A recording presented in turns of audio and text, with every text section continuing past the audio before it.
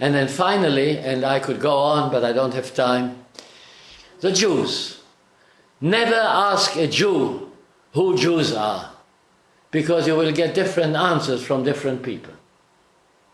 But it's quite clear that the Jews are a civilization, a culture, an ethnic group that had a religion, or a religion that had an ethnic group, not biologically. Go out in any Israeli town today and you will find white Jews and black Jews and brown Jews, and if there were green and blue people in the world, there would be green and blue Jews too. Nothing to do with biology, but with the inclusion of people in a group. They may have joined it for religious reasons, but they become part of an ethnic group. It's not the only group like that in the world, but it certainly is something that is unprecedented. And when the Nazis wanted to annihilate European civilization as we know it, they attacked the legacy of the French Revolution, the ideas of equality and of conservative or social democratic democracy, of liberalism, of pacifism, of whatever you like. They opposed that. But the ideas of the French Revolution were based on something.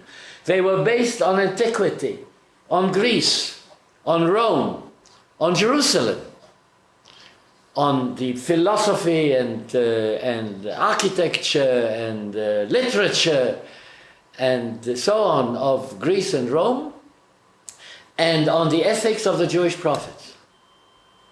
Now, the ancient Greeks are no more. People who live there speak a language very similar to ancient Greek, but it's different. People who live in Italy don't speak Latin, they speak Italian. They pray to other gods. They write other kinds of literature. But the Jews are still there. It's the same language. It didn't die, that's a big mistake. Hebrew was the language of correspondence for 1900 years, when it was no longer used to buy bread in a shop. So it's the same language.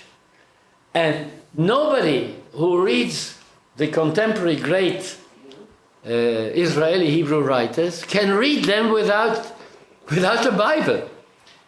Jewish atheists, and there are many of them, who speak Hebrew and who live in that kind of society, have to know, must know, do know the language in which the Bible was written, because that is the language of the culture, of the civilization.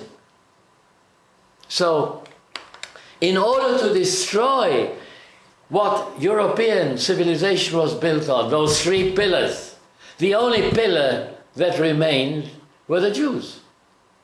And there is logic in Nazi policy against the Jews. If you want to destroy European civilization as we know it, one of the ways to do that is to kill off the Jews.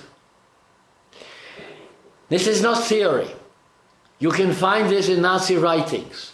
Not Hitler, not Goebbels, certainly not Goering, but Nazi professors, hundreds of them, write about it.